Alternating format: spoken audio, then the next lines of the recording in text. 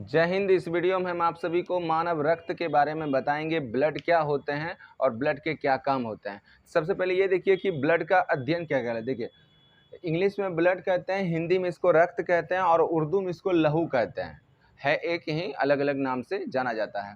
देखिए, ब्लड का अध्ययन जो है आपका सेरोलॉजी कहलाता है और इसका एक और नाम होता है हेमेटोलॉजी, इसको कहते हैं हम लोग। और ये जो है आपका प्राकृतिक कोलाइड होता है ब्लड। प्राकृतिक कोलाइड का मतलब यह होता है, जैसे मान लीजिए कि देखिए, कोलाइड तो आपका एक केमिस्ट्री का टॉपिक आ जाता है, तो हम आपको डायरेक्ट कोलाइड के बारे में यह समझाते हैं कि कोलाइड जो है ना, जैसे कि दूध को छानिएगा तो कुछ क्रीम वगैरह उसमें फंस जाते हैं, खून को छानिएगा तो कुछ थोड़ा बहुत फंस जाएगा अचरा कचरा, तो वो आपका कोलाइड जो आपका फंस जाता है वो आपका कोलाइड हो जाता है। तो उसी तरह से रक्त जो है, खून जो है, एक प्राकृतिक कोलाइड है। आगे समझिए, ये संयोजी उत्तक का बना होता है। संयोजी उत्तक को इंग्लिश में कनेक्टिव टिश्यू कहते हैं। संयोजी उत्तक का मतलब होता है कि ये शरीर के सभी अंगों को कनेक्ट करके रखता है, यानी कि सभी अंगों को संयोग करके रखता है, जोड़ करके रखता है। अतः इसलिए रक्त को संयोजी उत्तक कहा जाता है, यानी कि कनेक्टिव टिश्यू कहा जाता है।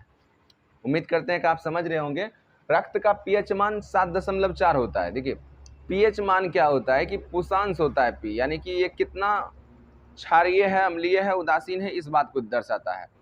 जैसे कि कोई विलयन अगर 7 से अगर कम है, किसी विलयन का पीएच मान अगर 7 से कम है तो वो आपका अम्लीय होगा। अगर कोई विलयन का पीएच मान 7 से ज़्यादा है तो आपका क्षारीय होगा। अगर कोई विलयन का पीएच मान 7 है तो ये आपका उदासीन हो जाएगा। और आप देख रहे हैं रक्त का पीएच मान 7.4 है, तो इसका मतलब ये आपका क्षारीय विलयन है। आगे चलिए, पुरुष में जो आपका ब्लड होता है ये 5.5 लीटर होते हैं।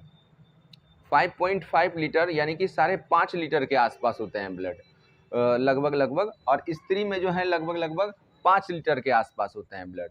तो पुरुष के तुलना में आधा लीटर खून जो है स्त्री में कम होते हैं।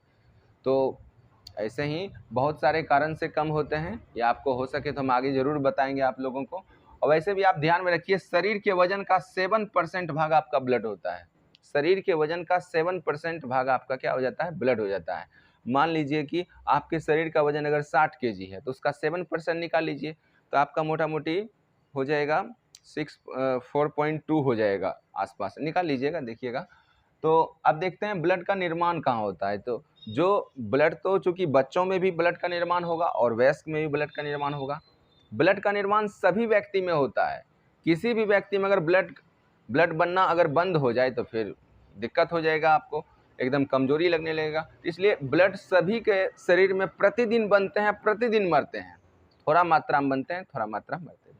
देखिए, जैसे बच्चा अगर छोटा है यानी कि भ्रूणीय अवस्था में है, जैसे वैसे तो मानव की गर्भ अवधि तो 6 महीने की होती है, तो उसको बच्चे को हम लोग जब तक वो जन्म नहीं लेता तब तक तो हम लोग उसको भ्रूण ही कहेंगे। जन्म लेगा तब उसको बच्चे कहेंगे।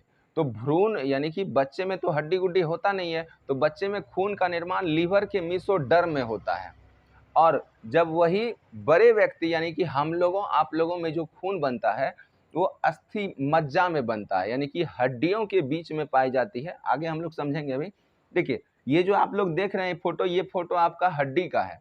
ये हड्डी के बीच में जो है, हड्डी उड्डी को जब खाइएगा तो इसे काट उठ के खा जाइएगा, तो बीच में देखिएगा एगो मच्छरदानी का कोनो टुकड़ा दे करके ठूस दिया है। जो मच्छरदानी का टुकड़ा जो मज्जा है, उसी मज्जा को अस्थि मज्जा कहते हैं। हड्डी के बीच में जो आपका मज्जा होता है उसको क्या कहिएगा? अस्थि मज्जा। इसी अस्थि मज्जा में हम लोगों का खून बनता है। इसी अस्थि मज्जा में आपका आरबीसी बनेगा, डब्ल्यूबीसी बनेगा, प्लेटलेट, यानी कि ये सारे चीज आपके एग्जाम में पूछे जाते हैं। अच्छे से आप लोग ध्यान में रखिए। आरबीसी कहाँ बनेगा? अस्थि मज्जा। डब्ल्यूबीसी कहाँ बनेगा? अस्थि मज्जा। प्लेटलेट कहाँ बनेगा? अस्थि मज्जा।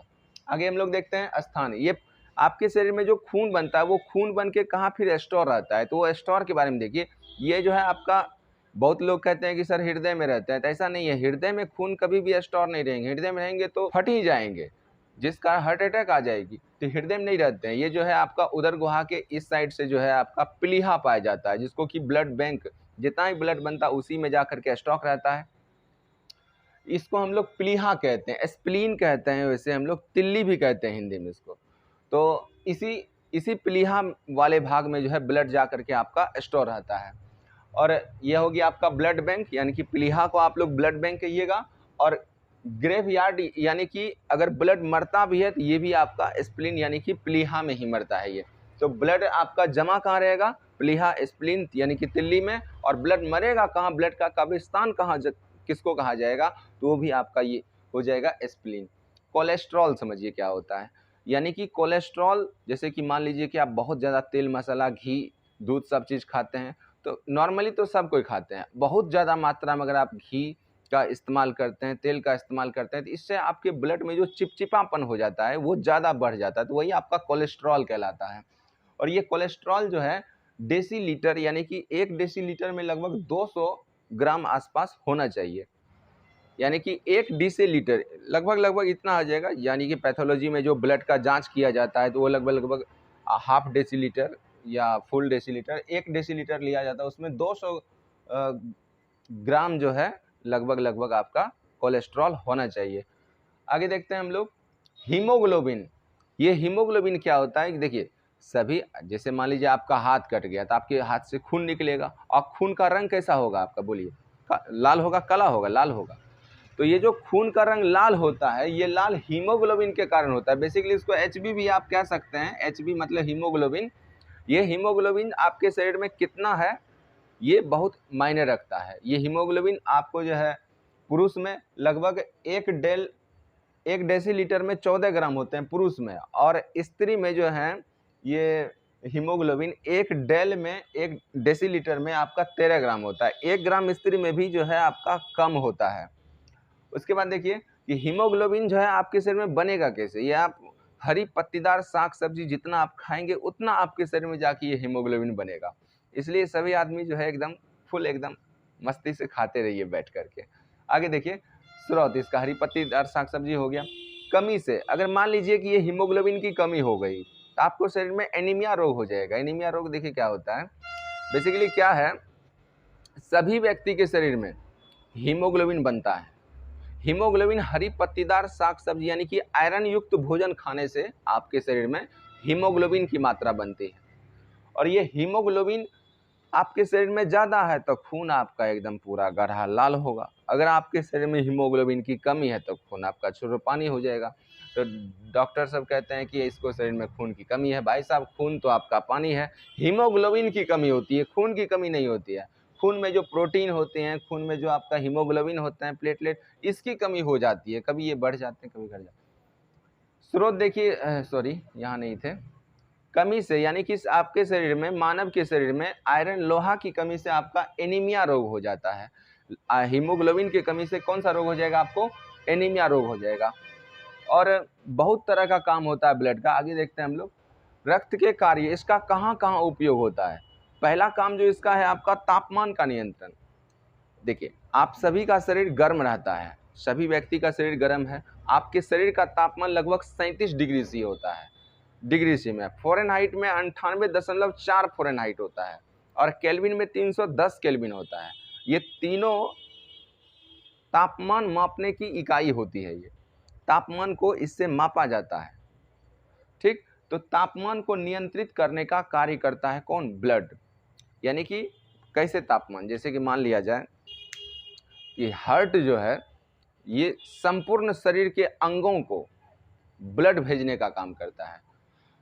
120 के स्पीड में ब्लड गया, 120 के प्रेशर से ब्लड गया और 80 के प्रेशर से ब्लड आया, तो सिस्टोलिक हो गया 120 और डायस्टोलिक हो गया वापस जो आया 80। तो इसी को हम लोग कहते हैं ब्लड प्रेशर। यानी कि 120 के प्रेशर से ब्लड गया और 80 के प्रेशर से ब्लड आया, तो ये आपका हो गया ब्लड प्रेशर 120/80 Hg/mm, ये आपका होता है। तो ये शरीर के तापमान आपका इसको नियंत्रित कर लेगा। आगे समझिए पोषक पदार्थों का परिवहन। जितना भी आप लोग खाना वाना खाते हैं, गेहूं चावल मक्का जो भी खाते हैं, तो वो खाना लास्ट में जो है डाइजेस्ट होने के बाद जो है वो पोषक तत्व के रूप में ब्लड में मिल जाते हैं और वहाँ से वो लीवर में पहुँच जाते हैं। कोई डॉक्टर आपको इंजेक्शन देगा तो उसमें कोई न्यूट्रेंट्स पाई जाती है, वो न्यूट्रेंट्स आपके स्वास्थ्य के लिए बेहतर होता है, या आपको कोई रोग है तो वो रोग